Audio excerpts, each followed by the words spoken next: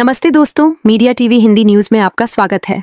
उत्तराखंड की देवभूमि में जल्द ही तीर्थयात्रियों को बड़ी राहत मिलने वाली है। केदारनाथ धाम की कठिन चढ़ाई अब आसान होने जा रही है क्योंकि अडानी एंटरप्राइजेज लिमिटेड को सोनप्रयाग केदारनाथ रोपवे प्रोजेक्ट का ठेका मिल गया है।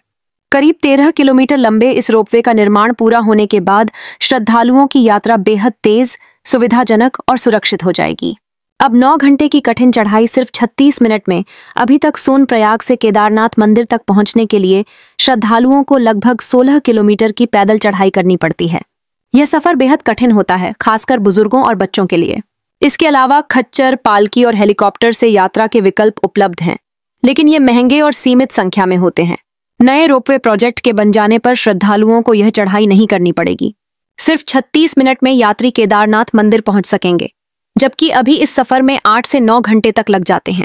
4081 करोड़ रुपए की लागत से बनेगा रोपवे। मार्च 2025 में केंद्रीय मंत्रिमंडल ने इस महत्वाकांक्षी प्रोजेक्ट को मंजूरी दी थी। इसकी अनुमानित लागत 4081 करोड़ रुपए है। यह प्रोजेक्ट केंद्र सरकार की पर्वतमाला परियोजना के तहत public private partnership (PPP) model पर विकसित किया जाएगा।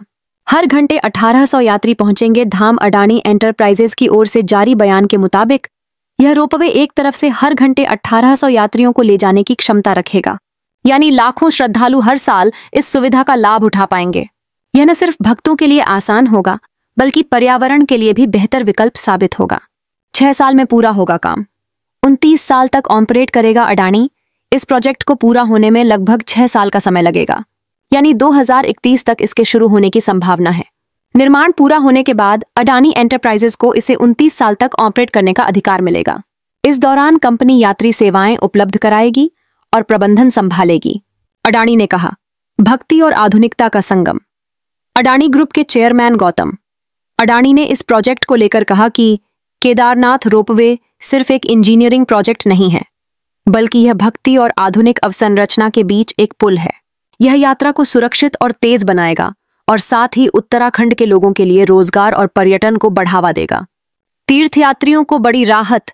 उत्तराखंड के रुद्रप्रयाग जिले में समुद्र तल से लगभग 3583 मीटर की ऊंचाई पर स्थित केदारनाथ धाम भगवान शिव के 12 ज्योतिर्लिंगों में से एक है।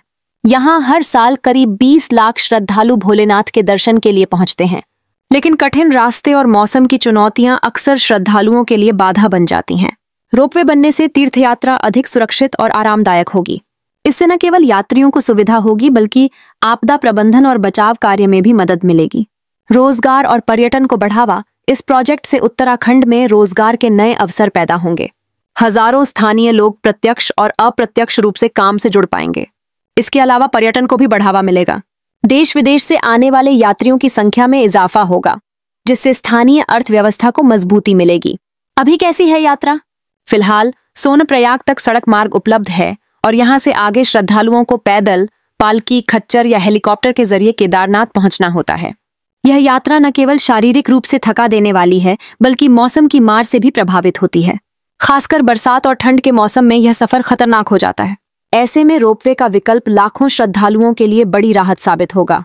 धार्मिक महत्व के साथ आधुनिक सुविधा। केदारनाथ धाम का धार्मिक महत्व अद्वितीय है। मान्यता है कि यहाँ भगवान शिव ने पांडवों को दर्शन दिए थे।